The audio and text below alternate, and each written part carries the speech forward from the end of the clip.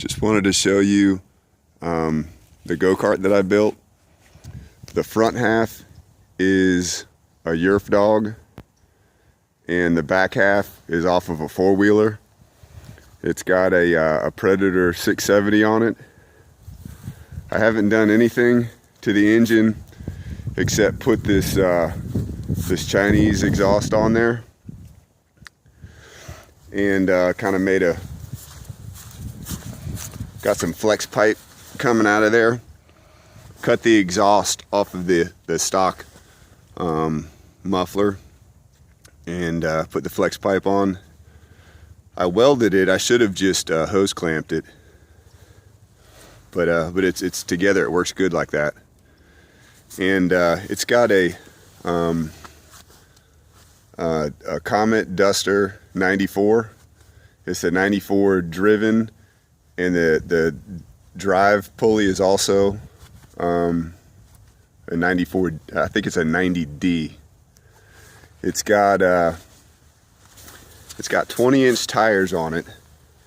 I've got some 22s knobbies, but I put these slicks on here because I just wanted it to be geared low, and I wanted to drift around, you know, the yard and the grass. It doesn't tear up the grass with the slicks on there. Plus it drifts and power slides really good. This is here's the four-wheeler back end. I just mounted it into angle iron. I've got slots cut into angle iron so that I can adjust the tension on the chain.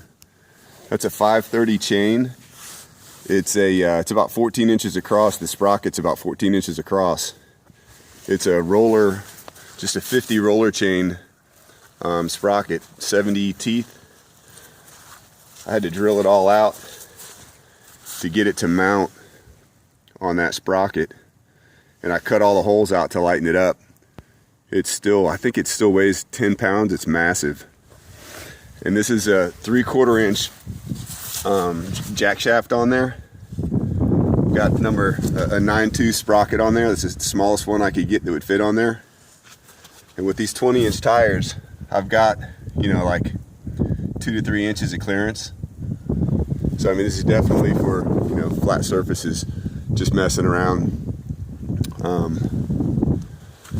It needed the dual shocks. This thing's a lot heavier than what I thought it was going to be.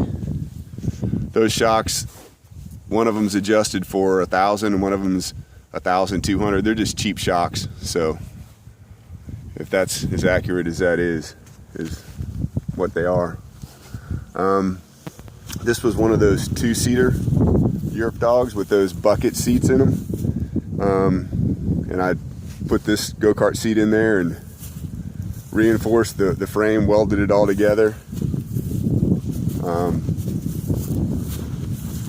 Put that bar there to strengthen the frame. The shocks are going right into the back of it there. And then to get the engine to fit, I had to cut a bunch of that out, added some reinforcements there, and had to make that weird triangular thing to support the shocks is what I was figuring.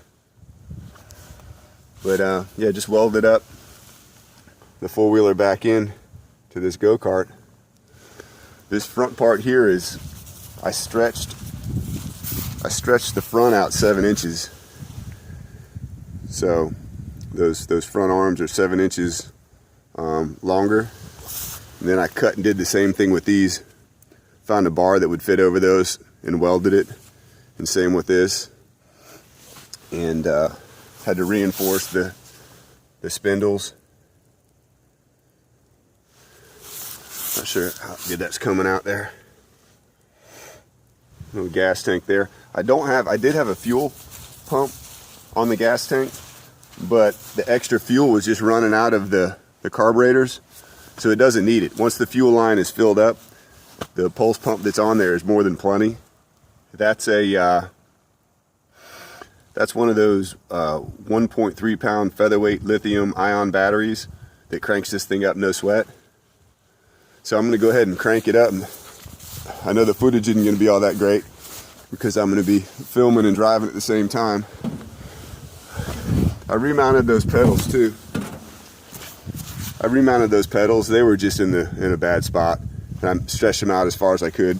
And I pushed the seat back as far as I could. All right. I'm sorry, I got to put this down to start it.